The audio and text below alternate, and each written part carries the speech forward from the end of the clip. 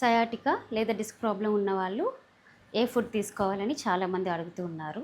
Spinal disc ప్రాబ్లమ్స్‌కి ప్రత్యేకంగా ఒక food cure అనేది ఏం లేదు. కాకపోతే బ్యాలెన్స్డ్ న్యూట్రిషన్ వల్ల ఇది body weight, muscle and bones overall రికవరీకి ఇది చాలా యూస్‌ఫుల్‌గా ఉంటుంది.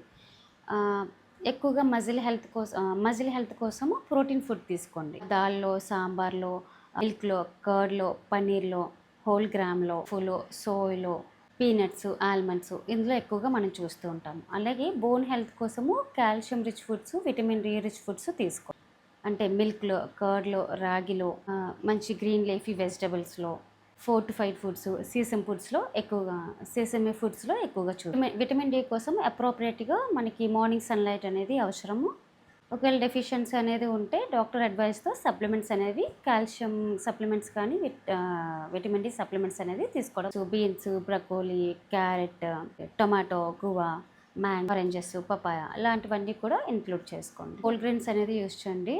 వైట్ రిఫైన్డ్ ఫుడ్‌కి బదులుగా మనం బ్రౌన్ రైట్స్, ఓట్స్, మిల్లెట్స్, రాగి లాంటివి యూస్ చేస్తే మంచిది. హెల్దీ ఫ్యాట్స్ అనేవి తీసుకోండి. Nuts and seeds, almonds, sesame seeds, sesame foods అవి తీసుకోవచ్చు. Walnuts, almonds, chia seeds, fox seeds,